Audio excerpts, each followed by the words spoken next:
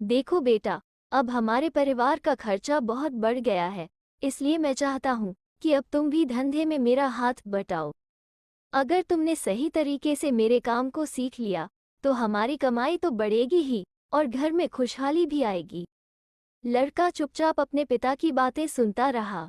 फिर एक स्थान पर रुककर जगन बोला, देखो, मैंने अपनी पहली चोरी उस घर में की थी। पहले ये घर कच्चा था और इस घर में बिजली भी नहीं थी। उन दिनों इस घर में दिया जलता था। मैंने पीछे की दीवार में सेंध लगाकर चोरी की थी। और वो घर देखो, जहां आज एक कार खड़ी है, वहां पहले एक साइकिल होती थी। मकान भी कच्चा था। मैंने इस घर में भी चोरी की थी। बेटा, अब तुमको मेरे काम में हाथ बटाना है। इसके अलावा और भी बहुत सी कॉलोनियां हैं जो आज संपन्न लोगों की बस्तियां हैं। जब ये कॉलोनियां बस रही थी, तब मैंने अधिकांश घरों में चोरियां की थी।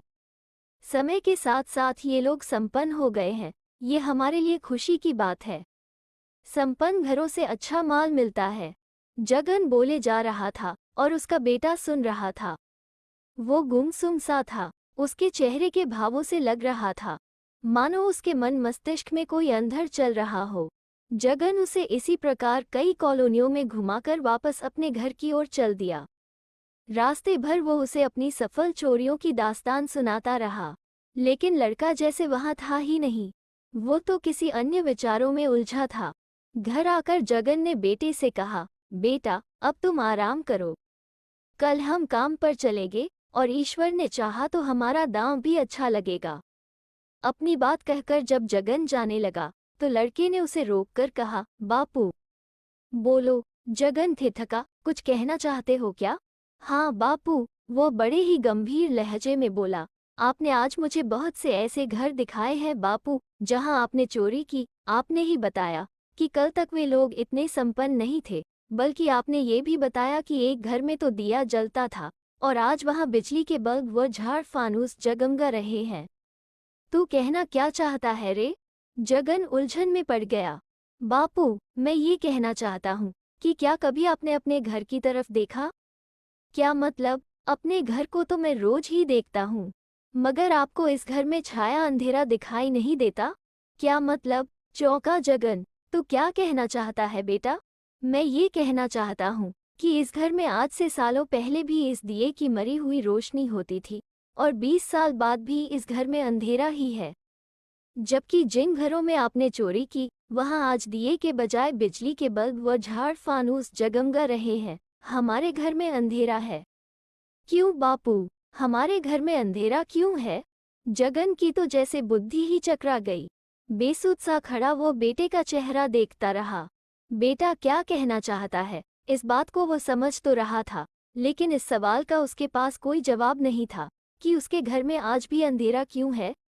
मैं बताता हूँ बापू कि आपके द्वारा इतने जोखिम उठाने के बाद भी घर अंधेरा क्यों है। आपकी लाई गई दौलत में न तो ईमानदारी की खुशबू थी और न ही मेहनत का रंग, इसलिए हमारे घर में आज भी अंधेरा है। और जिनके घरों में आपने चोरी की, उनके घरों में आज बिजली के बल्ब व झाड़ फानूस की चमक दमक इसलिए है क्योंकि वे लोग ईमानदारी और मेहनत की कमाई करते हैं। चोरी होने के बाद भी वे गरीब नहीं हुए, मगर मेहनत व ईमानदारी की कमाई न करने के कारण आप अमीर नहीं हो सके। जिस पैसे को कमाने में इंसान के पसीने की गंध होती है, उसी पैसे में बरकत होती है बापू। हराम के अरबों खरबों रुपए भी आदमी को वो सुख चैन नहीं दे सकते जो ईमानदारी की एक पाई पाकर उसे मिलता है। अपने बेटे के मुंह से ऐसी गूढ़ और ज्ञान भरी बातें सुनकर जगन ठगा सा खड़ा था। उसका सिर झुक गया था और जुबान को जैसे लकवा मार गया था। एक क्षण रुकने के बाद बेटा पुनः बोला, अब आप चाहते हैं कि मैं भी आपके रास्ते पर चलूं? इसका मतलब तो यही हुआ बापू कि आप चाहते हैं कि न सिर्फ मैं बल्कि हमारी आने वाली पीढ़ियां भी इस अंधेरे से जूझती रहे। जरा सोचो बापू, सोचो, क्या हम दोनों मिलकर भी घर के इस अंधेरे को दूर कर सकते हैं? नहीं बापू, नहीं, आप और मैं ही नहीं, अगर हमारा पूरा परिवार भी इसी धंधे को अपना ले, तब भी हम इस अंधेरे को दूर नहीं कर सकते। इस कमाई में न हमारी मेहनत है, न पसीने की खुशबू और न ईमानदारी की महक। चोर के मन पर हमेशा एक बोझ होता है बापू, और वो बोझ उसे कभी सिर उठाकर नहीं चलने देता।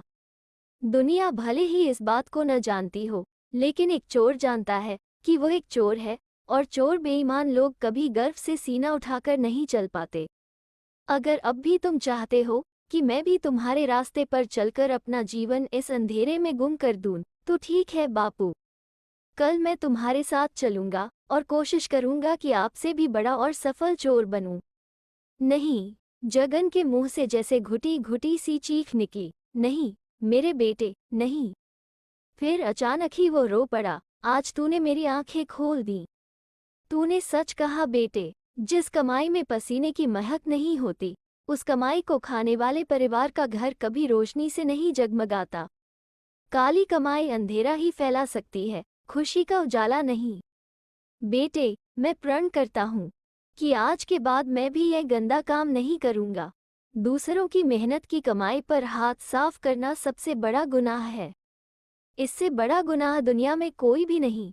ओह मेरे बच्चे, आज मैं जान गया कि क्यों आज तक मैं सुख की सांस न ले सका, क्यों आज तक मुझे सच्ची खुशी नसीब नहीं हुई, क्यों आज तक इस घर में बरकत नहीं आई, क्योंकि आज तक मैं अंधेरे में भटक रहा था, और आज तूने मेरी आंखें खोल दी। ये कहते कहते जगन जोर से रोने लगा। उधर पिता को पश्चाताप करते देख बेटे की आंखों में भी खुशी के आंसू झिलमिलाने लगे थे। कुछ सचेत होकर जगन पुनः बोला, मगर अब मुझे विश्वास है कि अब मेरे घर का अंधेरा जरूर दूर हो जाएगा, क्योंकि किसी पूर्वजन्म के फलस्वरूप ही ईश्वर ने मुझे नेकी और ईमानदारी से भरा तुझ जैसा कुलदीपक जो दिया है। और फिर जगन उसे सीने से लगाकर बहुत देर तक रोता रहा। वो स्वयं भी शायद नहीं समझ पा रहा था कि उसकी आंखों से बहने वाले आंसू खुशी के थे या गम के। तो दोस्तों, कैसी लगी आज की कहानी? अगर अच्छी लगे तो शेयर, लाइक और चैनल को सब्सक्राइब जरूर करें। फिर मिलते हैं एक नई कहानी के साथ।